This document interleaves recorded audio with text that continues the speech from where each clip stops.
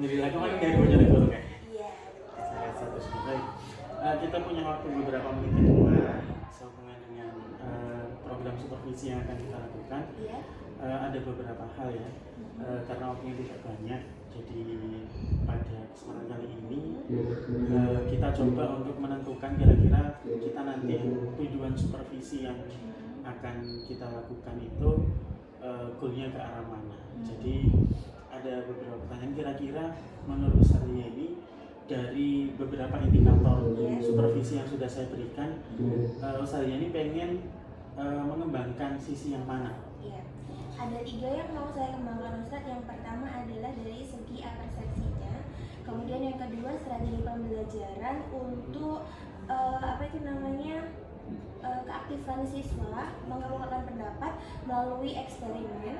Kemudian yang ketiga mengemukakan pendapatnya itu melalui presentasi.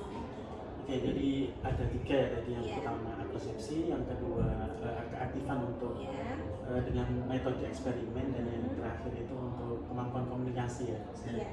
Nah, kira-kira selama ini ya, selama saya ini mengajar, 3 hal itu menurut saya ini berada di level berapa, dan saya ini ingin menaikkan levelnya nanti ke level berapa? Iya. Saya rasa di level 2, dari 1 sampai 5 itu ada di level 2, kemudian akan saya tingkatkan menjadi 4 sampai 5. Oke, jadi dari 2, 4 sampai 5. Kalau kita angka maksimal berarti kurang 3 ya? Iya. Nah, menurut saya ini strategi apa yang nantinya akan saya terapkan? Ya.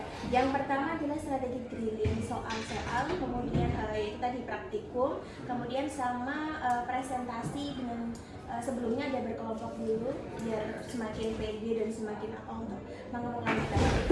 Masih ada 2 strategi. Terima kasih.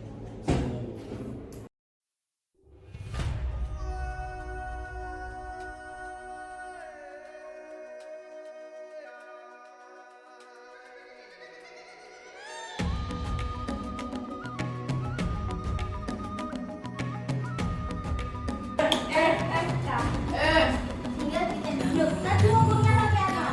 Sama ya tangan berarti jangan situ saja. Aku paling kamu berani. Sudah tua. Siapa yang sudah tua? Yang tiga. Yang tiga. Oh, sekarang.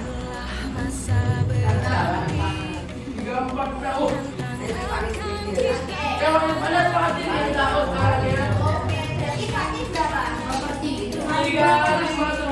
Terus Hendy. Kalau Jessica?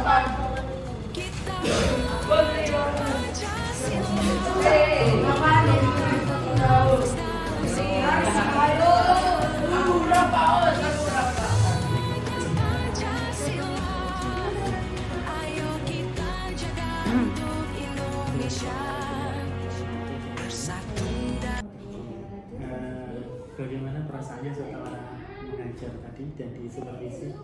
Ya, rasanya tadi ada beberapa yang menurut saya kurang. Di antaranya karena ini Ustaz, kan ada waktunya yang seharusnya jam saya itu tuh dipakai untuk persiapan ada agenda guru tamu. Jadi saya harus meminimalisir sehingga ada beberapa yang tidak dilakukan, seperti tepuk konsentrasi seperti itu nggak ada, tapi saya langsung mengecek konsentrasi siswanya dengan bagaimana teman sudah siap belajar, mari kita berdoa, kayak gitu langsung. Kemudian itu tadi yang kurang yang pertama. Yang kedua, pada saat penyampaian ini, pada saat anak-anak berkelompok itu mengerjakannya kurang kondusif gitu ya, pengkondisian kelasnya, karena memang apa ya, ruangannya kan kurang ya, jadinya tadi anak-anak merasa mungkin butuh melihat di papan dan sebagainya, sehingga semburat yang awalnya di tempat duduk berpindah ke bawah seperti itu. Oke, saya mohon izin juga tadi menyampaikan apa yang sudah saya amati di kelas. Jadi memang benar yang Ustazah ini sampaikan untuk pengkondisian siswa ya, karena saya melihat geraknya guru juga susah ya. Dan saya lihat tadi kayaknya ada yang mengeluhkan tentang papan tulis Iya, yang benar. dari kaca Siap, itu ya. iya. Akhirnya anak-anak ada yang di depan. Sama di catatan saya tadi itu ada memang satu anak yang mungkin butuh dalam tanda kutip perhatian khusus ya. Iya, benar. Atas nama siapa? Zaidan. Zaidan. Ya, betul.